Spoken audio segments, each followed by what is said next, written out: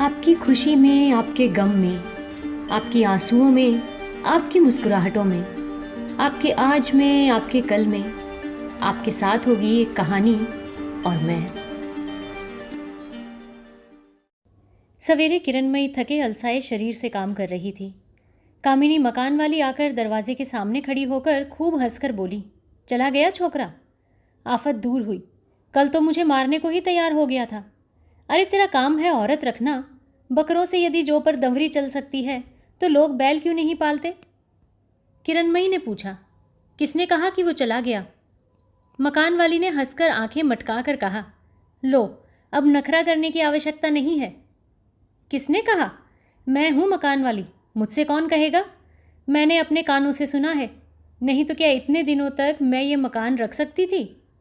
किस समय इसे 5 भूत मिलकर खा गए होते, ये क्या तुम जानती हो? किरणमयी चुपचाप घर का काम करने लगी। उत्तर न पाकर मकान वाली स्वयं कहने लगी, मैं तो इतने दिनों से कह रही थी बहू कि निकाल बाहर करो इस आफत को। ये नहीं, रहने दो, कहाँ जाएगा? अरे कहाँ जाएगा ये मैं क्या जानूँ? इतना सोचते रहने से तो काम नहीं चलता। खाओ, पहनो, सुगंधित तेल लगाओ, सोना दाना शरीर पर चढ़ाओ, साथ ही साथ मौज उड़ाओ। ऐसा करोगी नहीं तो देश की दुनिया से बाहर आकर ये कैसा प्रेम करना है बेटी?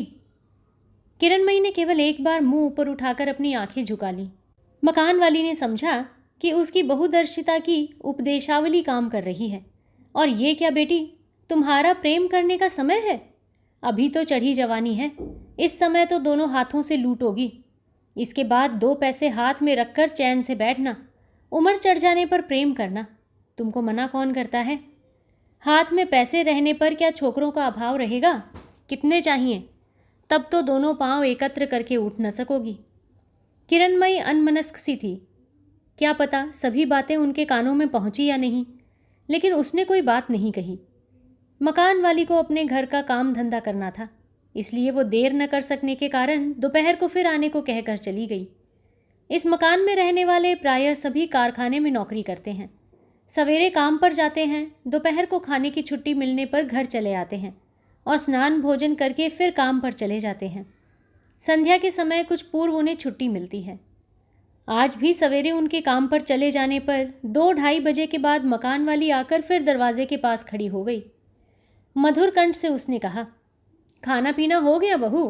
क्या रसोई बनी थी? किरणमयी ने आज चूल्हे में आग तक नहीं जलाई थी, तो भी मकान वाली के पूछने पर बोली, हाँ हो गया है। आओ बैठो। मकान वाली दरवाजे के पास ही बैठ गई। वो कमरे में घुसते ही समझ गई थी कि किरणमयी का मन ठीक नहीं है, इसलिए सहानुभूति के स्वर से बोली, ये तो होगा ही बेटी, 2 दिन मन खराब रहेगा। एक पशु पक्षी को पालने पोसने से मन कैसा उदास हो जाता है, तो ये तो आदमी है। जैसे भी हो 6-7 महीने तक उसके साथ घर गृहस्थी भी तो चलानी पड़ी। ये दशा 2-4 दिन ही रहेगी, फिर तो कोई नाम तक नहीं लेता बहू। आंखों से बहुत सी ऐसी घटनाएं मैंने देखी हैं। किरणमयी ने बरबस हंसकर कहा, ये तो सच ही है। मकान वाली ने आंखें मुंह नचाकर कहा, सच नहीं है? तुम ही बताओ ना बेटी, क्या सच नहीं है? फिर नया आदमी आए, नए ढंग से आमोद प्रमोद करो, बस सब ठीक हो जाएगा। क्या कहती हो, यही बात है ना? किरणमयी ने सिर हिलाकर सम्मति तो अवश्य प्रकट कर दी, लेकिन इस प्रकार इच्छा के विरुद्ध उसके वार्तालाप से उसका चित्त उद्भ्रांत होता जा रहा था। एकाएक मकान वाली ने आंखें मुंह सिकोड़कर कंठ स्वर को धीमा करके कहा, अच्छी बात स्मरण पड़ गई बहू, उस गंवार मनुष्य के पास तो मैंने सवेरे ही खबर भेज दी थी। उससे तो अब सहा नहीं जाता। कहता है लोग काम पर चले जाएंगे तो दोपहर को ही आऊँगा। कौन जाने वो इसी समय ना आ जाए। किरणमयी ने भयभीत होकर कहा, यहाँ क्यों? मकान वाली ने इस बात को अत्यंत कौतुकजनक समझकर बनावटी क्रोध दिखाकर कहा, मर जा छोकरी, वो न आएगा तो क्या तू वहां जाएगी? तेरी बातें सुनने से तो हंसते हंसते पेट की अंतड़ी तक टूट जाती है। ये कहकर सूखी हंसी की छटा से लुढ़क कर बिल्कुल ही किरणमयी के ऊपर जा गिरी। किरणमयी ने कोई बात नहीं कही, केवल थोड़ा सा सरक कर बैठ गई। मकान वाली ने आत्मीयता के आवेश में आज पहले पहल उसे तू कहकर संबोधन किया था, लेकिन सखित्व का यह अत्यंत घनिष्ठता बढ़ाने वाला संभाषण इस नीचे औरत के मुंह से निकलकर किरणमयी के हृदय के भीतर जाकर एकदम तीर की भांति बिंध गया। उसके हृदय में आज भी जो महिमा मूर्छाहत की भांति पड़ी हुई थी, इस एक शब्द के आघात से उसकी नींद टूट गई और क्षण भर में भद्र कुलवधू की लुप्त मर्यादा उसके मन में प्रदीप्त हो उठी, लेकिन फिर भी अपने को संभाल कर चुप रह गई। मकान वाली ने इस पर कुछ भी ध्यान नहीं दिया। वो अपनी ही झक में कहने लगी, तू देख लेना बहू, 6 महीने में यदि मैं तेरा भाग्य न पलट दूं तो मेरा नाम कामिनी मकान वाली नहीं। तू केवल मेरे कहने के अनुसार चलना, मैं और कुछ भी नहीं जानती। किरणमयी को ज्ञात हुआ मानो वो स्त्री उसके कानों की समस्त स्नायु शिराओं को जलती हुई संरासी से खींचकर निकाल रही है, लेकिन मना करने की बात उसके मुंह से नहीं निकली। केवल चुपचाप वो सुनती रही। मकान वाली ने कहा, गंवार मारवाड़ी है, 2 पैसे पास हैं, जोश में आ गया है, दोनों हाथों से दूल्हे, उसके बाद वो उल्लू चला जाए तो कितने ही आ फंसेंगे। तूने इस प्रकार अपने को बना रखा है, नहीं तो तेरा रूप क्या साधारण रूप है बहू। उसी समय बाहरी बरामदे से किसी के टूटे गले से पुकार आई, मकान वाली। अब तो जाती हूँ, ये कहकर मकान वाली जाने लगी, लेकिन किरणमयी ने दोनों हाथ बढ़ाकर उसका आंचल जोर से पकड़कर कहा, नहीं नहीं, यहाँ किसी प्रकार भी नहीं, इस कमरे में कोई भी आने न पाए। मकान वाली ने हतबुद्धि होकर कहा, क्यों, कोई है यहाँ? किरणमयी ने कहा, कोई रहे या ना रहे, यहाँ नहीं, किसी प्रकार भी नहीं। आगंतुक का पद शब्द क्रमशः निकट आने लगा। मकान वाली ने कहा, तू तो अब किसी की कुलवंती बहू नहीं है, लोग तेरे घर में आएंगे बैठेंगे, इसमें डर किसका है? सुनू तो, तू तो है वैश्या। किरणमयी चिल्ला उठी, क्या हूँ मैं? वैश्या हूँ? उसको जान पड़ा जैसे आग की धारा उसके पैरों के तलवे से उठकर उसके मस्तक को छेदती हुई बाहर निकल गई। उसकी लाल आंखें और तीव्र कंठ स्वर से मकान वाली ने विस्मित होकर चिढ़कर कहा, वो नहीं तो और क्या है, नखरा देखने से शरीर जलने लगता है। अब हम लोग जो हैं, तुम भी वही हो। भला आदमी आ रहा है, ले बैठा घर में इसको। इस भले आदमी से मकान वाली पहले ही रुपया ले चुकी थी और भी कुछ पाने की आशा कर रही थी। भला आदमी दरवाजे के निकट आकर खड़ा हो गया और दांत निकालकर हंसने लगा। क्यों मकान वाली, सब ठीक है? मकान वाली ने अपना आंचल खींचकर विनय के साथ कहा, सब तुम लोगों की मेहरबानी है, जाओ कमरे में जाकर बैठो, मैं पान लगाकर ला रही हूँ। ज़रा हंसकर बोली, अब तो ये घर द्वार सब तुम्हारा ही है बाबूजी, इसे अच्छी तरह सजाना पड़ेगा, ये मैं बताए देती हूँ। अच्छा अच्छा, ये सब हो जाएगा। ये कहकर वो आदमी ज़रा भी संकोच न करके कमरे में घुसकर खटिया पर बैठने लगा। किरणमयी की स्नायु शिराओं में लोहे से भी कड़ी दृढ़ता थी, इसलिए इतनी देर तक वो सहन कर सकी थी, लेकिन अब न कर सकी। उसके रूप यौवन पर लुब्ध इस अपरिचित हिंदुस्तानी ग्राहक के कमरे में घुसते ही वो बेहोश होकर वायु के झोंके से उखड़े हुए केले के वृक्ष की भांति भूमि पर गिर पड़ी। वो मनुष्य चौंक कर देखने लगा और इस आकस्मिक विपत्ति के आने से हतबुद्धि सा हो गया। मकान वाली की चिल्लाहट से मकान की सभी स्त्रियों की कच्ची नींद टूट गई। तुरंत ही वो दौड़कर चली आई और कोई जल लाकर, कोई पंखा लाकर उस अभागिनी की शुश्रूषा करने में लग गई। मकान वाली दरवाजे पर बैठकर ऊंचे स्वर से लगातार घोषणा करने लगी कि इसी काम में उसने अपने बाल पका दिए, लेकिन आज तक इस तरह के नखरे और ढोंग न सीख सकी। आज तक भी नागर को देखकर दांत लगाने की युक्ति उसने नहीं सीखी। एकाएक इस दुर्घटना के बीच फिर एक नई गड़बड़ी सुनाई पड़ी। खबर मिली कि मुख्य द्वार पर कोई एक नया बाबू आया है और दिवाकर तथा भाभी कहकर बड़ा शोरगुल मचा रहा है। नौकर से मकान वाली इस आगंतुक बाबू का विशेष परिचय पूछ रही थी कि उसी समय एक लंबे शरीर का पुरुष एक बहुत बड़ा चमड़े का बैग हाथ में लिए सामने आकर गंभीर स्वर में पुकार उठा, भाभी। उसके दाएं हाथ की उंगली में एक हीरे की अंगूठी सूर्य की किरणों से चमक उठी। मकान वाली ने आदर के साथ खड़ी होकर पूछा, किसको खोज रहे हैं? दिवाकर यहाँ रहता है? मकान वाली ने कहा, नहीं। मेरी भाभी किरणमयी किस कमरे में रहती हैं? मकान वाली के साथ ही साथ और भी 2-4 स्त्रियां गर्दन बढ़ाकर देख रही थीं। उनमें से किसी ने कहा, वही तो मूर्छित होकर पड़ी हुई है जी। मूर्छित हुई है? कहाँ, देखूँ तो? कहकर आगंतुक सज्जन भीड़ को ठेल कर कमरे में जा पहुंचा। बेहोश किरणमयी उस समय भी भूमि पर पड़ी हुई थी। सारा शरीर पसीने से तर हो रहा है, आंखें मुंदी हैं, चेहरा पीला पड़ गया है। बाल भी बिखरे हुए हैं, शरीर का कपड़ा खिसक गया है। ये आगंतुक था सतीश। उसकी दृष्टि उस हिंदुस्तानी पर जा पड़ी।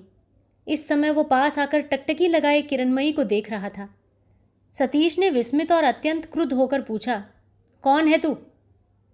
उसकी ओर से मकान वाली ने उत्तर दिया, आहा, ये तो हमारे मारवाड़ी बाबू हैं।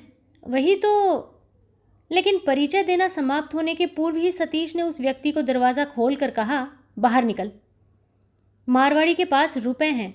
ये है नवीन प्रेमिक। विशेषतः इतनी स्त्रियों के सामने वो हीन भी नहीं हो सकता। इसलिए साहस के साथ उसने कहा, क्यों? असहिष्णु सतीश ने तख्ते के फर्श पर जोर से पैर पटक कर धमका कर कहा, बाहर जाओ उल्लू। सब लोगों के साथ मकानवाली तक चौंक उठी और फिर कुछ न कहकर मारवाड़ी बाहर चला गया। सतीश किरणमयी के शरीर को उसके खिसके हुए कपड़े से ढककर एक पंखा लेकर जोर से हवा करने लगा और दोनों को घेर कर उपस्थित स्त्रियां विचित्र कलरव करने लगीं। इन लोगों की तरह तरह की आलोचना से थोड़ी ही देर में सतीश बहुत सी बातें जान गया। मकान वाली शोभ और अत्यंत आश्चर्य प्रकट करके बार बार कहने लगी, इतनी बड़ी उम्र बीत जाने पर भी ऐसी औरत मैंने कभी नहीं देखी कि वेश्या कहने से वो आंखें उलटकर दांत लगाकर बेहोश हो जाए। कुछ देर के बाद होश आने पर किरणमयी माथे का कपड़ा संभाल कर उठ बैठी। क्षण भर देखती रहकर तीक्ष्ण स्वर से बोली, बउआ जी। सतीश ने प्रणाम करके पांव की धूल सिर पर चढ़ाकर कहा, हाँ भाभी, मैं ही हूँ। लेकिन बात क्या है बताओ तो? जैसा पहनावा है वैसा ही घर द्वार है, वैसे ही शरीर की शोभा है। कौन कहेगा कि यही है सतीश की दीदी? मानो कहीं की एक अनाथ पगली है। लड़कपन तो बहुत किया, अब कल के जहाज से घर चलो। स्त्रियों की ओर देखकर फिर उसने कहा, अब तुम लोग जाओ यहाँ से। किरणमयी निश्चल पत्थर की मूर्ति की भांति मुंह झुकाए निहारती रही। उसके हृदय की बात अंतर्यामी ही जाने, लेकिन बाहर से कुछ भी प्रकट नहीं हुआ। स्त्रियों के बाहर चले जाने पर सतीश ने कहा, वो सुअर कहाँ है भाभी? किरणमयी ने मुंह ऊपर उठाए बिना ही कहा, इतने दिनों तक तो यहीं था, कल रात को दूसरी जगह चला गया। क्यों? मैंने चले जाने को कहा था इसलिए। लेकिन बुलाने से क्या एक बार आएगा नहीं? बुलाकर देखती हूँ। ये कहकर किरणमयी बाहर जाकर घर के नौकर को कालीबाड़ी भेजकर फिर लौट आई। बोली, तुम आओगे ये बात मेरे लिए स्वप्न से भी बाहर की बात थी बउआ। सतीश ने कहा, मेरा आना क्या मेरे लिए भी स्वप्न से भी बाहर की बात नहीं है भाभी? ये तो है ही। कहकर किरणमयी फिर गर्दन झुकाए बैठी रही। उसको बहुत सी बातें जानने की आवश्यकता थी। सतीश अपने घर की दासी से पता लगाकर आया है, ये समझना कठिन नहीं है, लेकिन एकाएक इतने दिनों के बाद पता लगाकर लौटा ले जाने के लिए इतनी दूर आने का यथार्थ कारण अनुमान करना सचमुच ही कठिन था। लेकिन आने का कारण सतीश ने स्वयं ही प्रकट कर दिया। बोला, कल जहाज़ छूटेगा, मैं तुम लोगों को लिवा ले जाने के लिए आया हूँ भाभी। किरणमयी ने मुंह ऊपर उठाकर कहा, उपेन बउआ ने भेजा है? बहुत अच्छा, दिवाकर को ले जाओ। मैं प्रार्थना करती हूँ वो चला जाए तो अच्छा है। सतीश ने कहा, केवल दूसरों की आज्ञा पूरी करने के लिए ही इतनी दूर नहीं आया हूँ, अपनी ओर से भी मुझे इसकी आवश्यकता है। सोचती हो तो फिर इतने दिनों के बाद क्यों? मुझे कोई पता ही नहीं मिलता था। उसके बाद बाबूजी मर गए, स्वयं मैं भी जाने वाला ही था, संभवतः कभी भेंट ही न होती। किरणमयी ने मुंह ऊपर उठाकर देखा। उसकी दोनों आंखों से संसार का समस्त स्नेह मानो सतीश के शरीर पर बरस पड़ा। क्षण भर के बाद वो करुण कंठ से बोली, मैं किसके पास जाऊंगी बउआ? मेरा अपना कौन है? मेरे पास चलोगी भाभी, मैं हूँ। लेकिन मुझे आश्रय देना क्या अच्छा होगा? सतीश ने कहा, तुमको स्मरण नहीं है भाभी, बहुत दिन पूर्व इस भले बुरे का सदा के लिए निश्चय हो चुका था। जिस दिन तुमने मुझे छोटा भाई कहकर पुकारा था, यदि तुमने कोई अन्याय किया होगा तो उसका उत्तर तुम दोगी, लेकिन मेरी जवाबदेही यही है कि मैं तुम्हारा छोटा भाई हूँ। तुम्हारा विचार करने का मुझे अधिकार नहीं है। ये बातें सुनकर किरणमयी का मन करने लगा कि कहीं भागकर एक बार जी भरकर रो ले, लेकिन अपने आप को संभाल कर कहा, लेकिन बउआ, समाज तो है। सतीश ने बीच में रोक कर कहा, नहीं, नहीं है। जिसके पास रुपया है, जिसके शरीर में बल है, उसके विरुद्ध समाज नहीं रह सकता। ये दोनों वस्तुएं मुझे कुछ परिमाण में मिल गई हैं भाभी। उसके बातें कहने के ढंग से किरणमयी को हंसी आ गई। फिर कुछ मौन रहकर बोली, बउआ, रुपया और शरीर के बल से तुम समाज को भले ही न मानो, लेकिन अपनी अश्रद्धा के साथ से इस पापिष्ठा को बचाओगे किस प्रकार? सतीश आवेश के साथ बोल उठा, मैंने लिखना पढ़ना नहीं सीखा है। मैं हूँ गंवार, मूर्ख आदमी हूँ भाभी। इतने तर्कों का उत्तर मैं भी नहीं दे सकता। इतनी छानबीन करके भले बुरे का हिसाब भी मैं नहीं करना जानता। और ये क्या सतयुग है कि दुनिया भर के लोग उपेन भैया की भांति युधिष्ठिर बन जाएंगे? ये तो कलीकाल है। अन्याय कुकर्म तो लोग करेंगे ही। इनका लेखा जोखा लिखकर कौन बैठा हुआ है? मेरा विचार उल्टा है। उसे चाहे तुम अच्छा कहो या बुरा कहो भाभी, मैं देखता हूँ कि कौन क्या काम करता है। हारान भैया को मृत्यु के समय तुम्हारी वो पति सेवा तो मैंने अपनी आंखों से देखी थी। वही तुम अब असती हो जाओगी, इस बात पर मैं मर जाने पर भी विश्वास न कर सकूंगा। चाहे जो कुछ भी हो, मैं तुमको लेकर ही जाऊंगा। बीमारी ने मुझे ज़रा सुस्त तो अवश्य बना दिया है, फिर भी इस मोहल्ले के लोगों में सामर्थ्य नहीं है कि तुमको सहायता देकर मेरे हाथ से तुम्हें छीन ले। कल तुमको कंधे पर उठाकर मैं जहाज़ पर अवश्य चढ़ाऊंगा, चाहे तुम कितनी ही आपत्ति क्यों न करो। किरणमयी हंस पड़ी। अपराध की समस्त कालिमा धुल के मिट गई। सरल स्निग्ध हंसी की छटा उसकी समूचे मुख पर खिल उठा।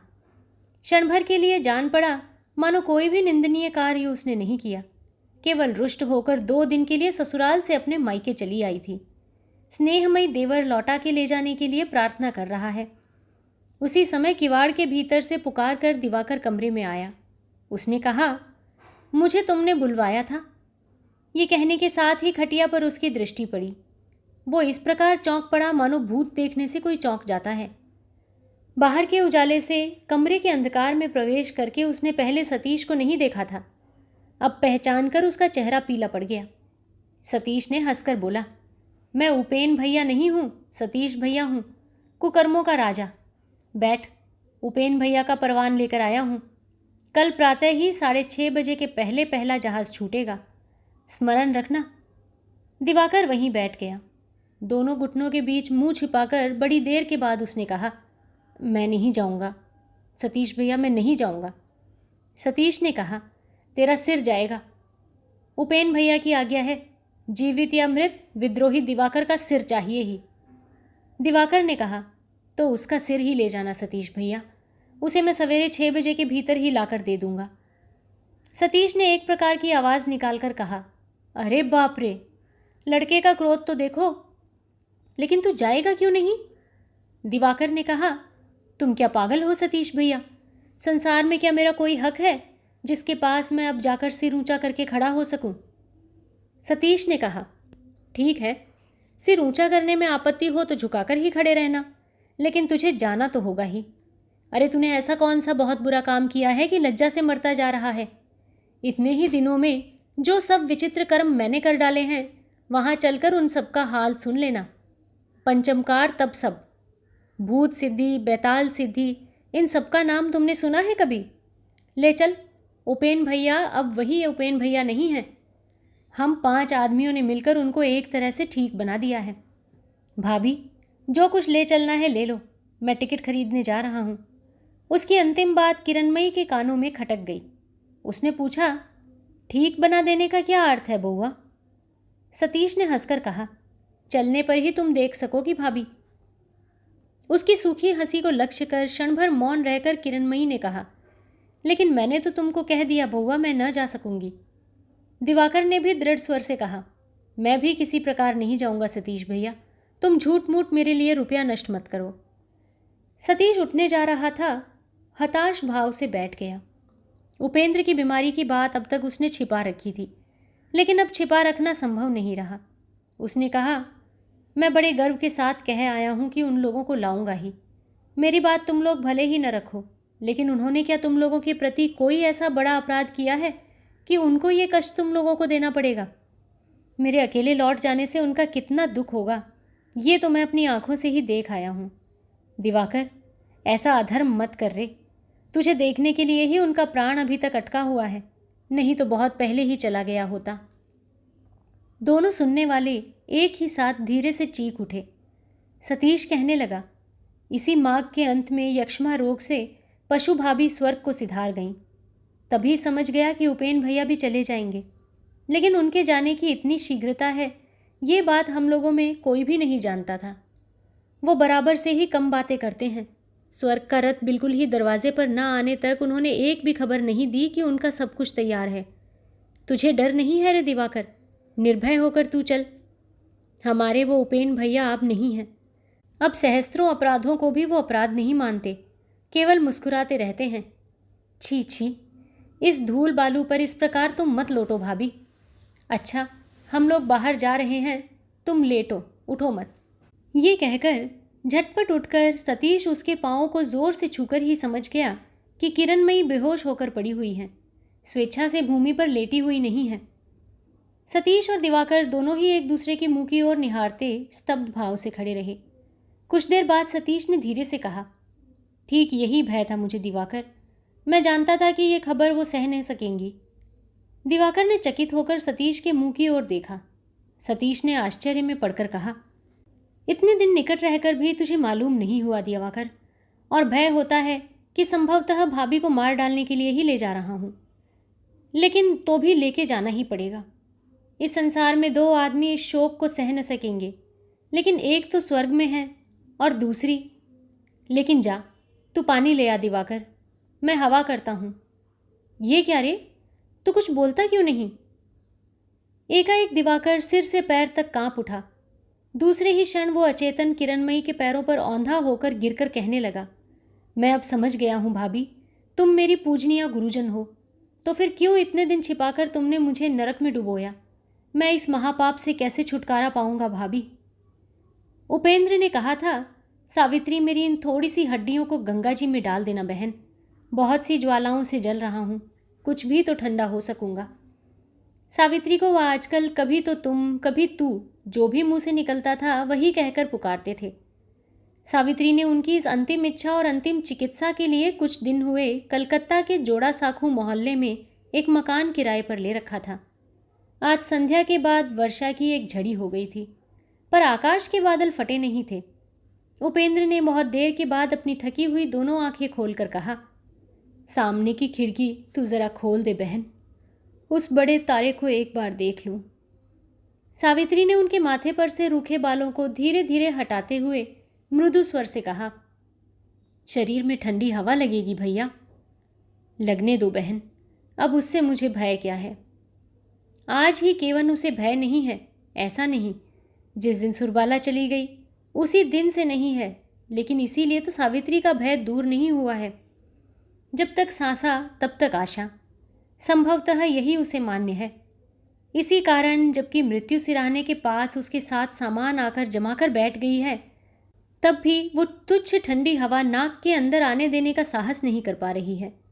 अनिच्छुक कंठ से उसने कहा, लेकिन तारा तो दिखाई नहीं पड़ता भैया, आकाश में तो बादल छाए हुए हैं। उपेंद्र ने दोनों मलिन नेत्रों को उत्साह से विस्फारित करके कहा, बादल? आहा, असमय का बादल बहन, खोल दे खोल दे, एक बार देख लूं फिर कभी देख न सकूंगा। बाहर ठंडी हवा बड़े वेग से बह रही थी। सावित्री ने ललाट पर छाती पर हाथ रखकर देखा, ज्वर बढ़ रहा है। प्रार्थना करके वो बोली, अच्छे हो जाओ, बादल तो कितने ही देखोगे भैया। बाहर आंधी भी चल रही है, आज मैं खिड़की नहीं खोल सकूंगी। उसका हाथ अपने हाथ में लेकर उपेंद्र ने रुष्ट होकर कहा, भला चाहती है तो खोल दे सावित्री, नहीं तो बरसात के दिनों में जब बादल उठेंगे तब तू रो रो कर मरेगी। ये मैं कहकर ही जा रहा हूँ, मैं अब देखने का समय न पाऊंगा। सावित्री ने फिर कोई प्रतिवाद नहीं किया। उसने एक बूंद आंखों का आंसू पोंछकर उठकर खिड़की खोल दी। उस खुली खिड़की के बाहर उपेंद्र टकटकी बांधे देखते रहे। आकाश के किसी अदृश्य छोर से रह रहकर बिजली चमक उठती थी। उसकी चमक की छटा के सामने के गाढ़े काले बादल झलक उठते थे। उन्हें देखते देखते उपेंद्र की साध किसी प्रकार भी मिट नहीं रही है, ऐसा जान पड़ रहा था। सावित्री स्वयं भी एक झड़ पकड़कर उसी ओर देखती हुई मौन खड़ी थी। उपेंद्र की दृष्टि एकाएक उस पर पड़ गई तो मन ही मन हंसकर वो बोले, बंद कर दे, बंद कर दे, खिड़की बंद करके मेरे पास आकर बैठ। लेकिन इतनी माया तो अच्छी नहीं है बहन, तनिक भी हवा शरीर पर तू लगने देना नहीं चाहती। लेकिन मेरे चले जाने पर तू क्या करेगी, बता तो। सावित्री खिड़की बंद करके पास आकर बैठ गई। बोली, तुम तो कह चुके हो कि मुझे काम देकर जाओगे, मैं जीवन भर उसी को करती रहूंगी। तुम मेरी आंखों के सामने ही दिन रात रहोगे? कर सकोगी? सावित्री ने धीरे से कहा। कर क्यों न सकूंगी भैया, तुम्हारी बात के लिए तो वो नहीं न कहेंगे। उपेंद्र ने हंसते हुए कहा। वो कौन? सतीश? सावित्री सिर झुकाए मौन ही रही। उपेंद्र ने उसके सलज्ज मौन मुख की ओर देखकर लंबी सांस लेकर कहा, सावित्री, सतीश मेरा कौन है ये दूसरों के लिए समझना कठिन है। बाहर से जो दिखाई पड़ता है उससे तो वो मेरा साथी है, मेरा आजन्म का सखा है। लेकिन जो संबंध दिखाई नहीं पड़ता उससे सतीश मेरा छोटा भाई है, मेरा शिष्य है, मेरा सदा का सेवक है। उसी रात को बहन, यदि तू अपना पूरा परिचय देकर हम लोगों को लौटा ले जाती तो संभव है मेरा अंतिम जीवन इतने दिन दुख में न बीतता। दिवाकर भी संभवतः मुझे इतनी व्यथा देने का सुयोग न पा सकता। अश्रु भरे नेत्रों से सावित्री ने कहा, मैंने तुम लोगों को लौटाना चाहा था भैया, लेकिन उन्होंने किसी प्रकार भी मुझे जाने नहीं दिया। दोनों चौखटों पर हाथ रखकर मेरा मार्ग उन्होंने रोक दिया।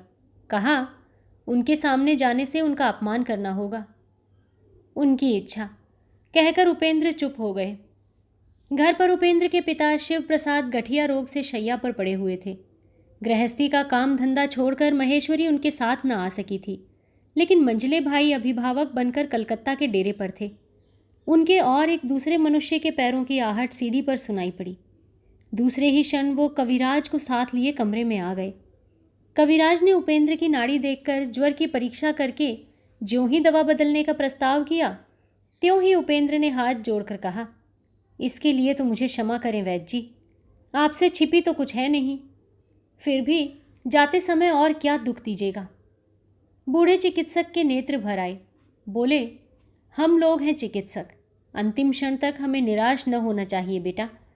इसके अतिरिक्त भगवान यदि सारी आशाएं समाप्त कर दे, फिर भी कष्ट दूर करने के लिए दवा तो चाहिए ही।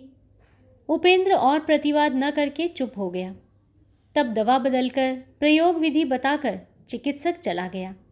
उनको भरोसा तो रंच मात्र भी न था, बल्कि आज वो खूब अच्छी तरह जान गए कि रोगी की मृत्यु का समय क्षण प्रतिक्षण तीव्र गति से निकट आ रहा है। 3 दिन बाद सोमवार को सवेरे सावित्री एक तार हाथ में लिए आई और बोली, कल प्रातःकाल वो लोग जहाज पर चढ़ चुके हैं। किसी का नाम सतीश ने नहीं दिया है। कहाँ है, देखूं? उपेंद्र के पसारे हुए हाथ पर सावित्री ने तार रख दिया। तार के कागज़ को उन्होंने उलट पुलट कर देखा, फिर सावित्री को लौटाकर एक लंबी सांस ली। जाते समय सतीश उससे एकांत में कह गया था कि किरणमयी से भेंट हो जाने पर जैसे भी होगा वो उसको अवश्य लौटा लाएगा। अपना भाई बहन का संबंध भी बताकर गया था। इस परम आश्चर्यमय रमणी को एक बार देखने का कौतूहल सावित्री को बहुत दिनों से था, लेकिन ना समझ सतीश कहीं उसको इस घर में ही न ले आए, ये आशंका भी उसको थी। उसने कहा, वो सब ओर से विचार करके काम नहीं करते, मुझे भय होता है कि वो किरणमयी भाभी को यहाँ न लेके आएंगे। उपेंद्र के होठों पर वेदना की सूखी हंसी दिखाई पड़ी। उन्होंने कहा, इस घर में वो आएगी क्यों बहन? इस देश में यदि वो लौट भी आए तो समझना होगा कि उसका दूसरा कारण है। लेकिन ये तो सावित्री नहीं है, वो तो कोई नासमझ नहीं है। तेरी तरह वो इस लोक और परलोक को समान बनाकर नहीं बैठी है। वो क्यों जानबूझकर इस भयंकर व्याधि के गर्त में गिरने आएगी, बता तो। सावित्री ने आंखें झुकाकर बड़े कष्ट से आंसू रोके। अपने को संभाल कर उपेंद्र ने फिर कहा, एक आश्चर्य की बात तो ये देख सावित्री, किसी समय उसने सचमुच ही मुझसे प्रेम किया था। ये सुनकर सावित्री सचमुच ही आश्चर्य में पड़ गई, क्योंकि ये बात उसने सतीश के मुंह से भी नहीं सुनी थी। तो क्या वो बात सच नहीं थी भैया? उपेंद्र ने कहा, वो बात भी सच थी बहन। वो एक अद्भुत बात है। तुझे और सुरबाला को न जान लेने से मुझे ज्ञात होता है कि ऐसी सेवा भी संभवतः और कोई स्त्री नहीं कर सकती। पति को इतना अधिक प्यार करना भी संभवतः किसी के सामर्थ्य में नहीं है। सावित्री ने कहा, लेकिन ये तो छलना नहीं हो सकती। उपेंद्र ने सहमति जताकर कहा, नहीं, छलना तो नहीं है। उसने तो कभी किसी को दिखाना नहीं चाहा। उसकी पति सेवा के साक्षी केवल भगवान ही थे और हम दोनों, सतीश और मैं। थोड़ी ही देर के बाद उसने डॉक्टर अनंग मोहन की बात स्मरण पड़ गई। स्थिर रहकर वो बोले, आज तो मेरा किसी पर क्रोध नहीं, घृणा नहीं, विद्वेष नहीं, विराग नहीं। आज मुझे बड़ी व्यथा के साथ ऐसा ख्याल आ रहा है कि वो सारा जीवन केवल इधर उधर टटोलती हुई ही घूमती रही है, लेकिन किसी दिन उसे कुछ भी नहीं मिला। उसने मुझे भी कभी प्यार नहीं किया। कुछ भी प्यार करती तो क्या इतनी व्यथा दे सकती? दिवाकर हम लोगों का क्या था, इसे तो वो जानती थी। उसके हाथ में ही तो मैं उसे सौंप गया था। मैंने सोचा था मेरे स्नेह की वस्तु को वो भी स्नेह की दृष्टि से ही देखेगी। ओह, कितनी बड़ी भूल हुई थी मुझसे। उपेंद्र ने कुछ देर तक मौन रहकर कहा, इसीलिए सोच रहा हूँ सतीश बिना सोचे समझे उसको साथ लिए कहीं यहीं न आ पहुँचे। सावित्री ने कहा, नहीं, ये किसी प्रकार भी न हो सकेगा भैया। अपनी बहन के रहने की व्यवस्था वो कहीं करें, लेकिन यहाँ नहीं। उपेंद्र कोई बात कहने ही जा रहे थे, लेकिन मुंह की बात मुंह में ही रह गई। अघोरमयी किसी प्रकार बीमारी की खबर पाकर उपेंद्र के गुणों की प्रशंसा करते हुए रोते रोते कमरे में आ गई। इस बीमारी की भयंकरता की उनकी विशेष कुछ धारणा नहीं थी, तो भी ये कहकर वो विलाप करने लगी, इस मुझ मुँह जली का जबकि भीख मांगते फिरने का समय आ गया है और जबकि बिना खाए सूख कर मर जाना ही अनिवार्य हो गया है, तब उपेंद्र की सभी विपत्तियों को लेकर मैं ही क्यों नहीं मर जाती। उपेंद्र ने इतने दुख में भी हंसकर कहा, तुमको खाना क्यों न मिलेगा मौसी? सावित्री को दिखाकर कहा, मेरे जाने पर भी अपनी इस बहन को रख जाता हूँ, ये तुम लोगों को कष्ट न देगी।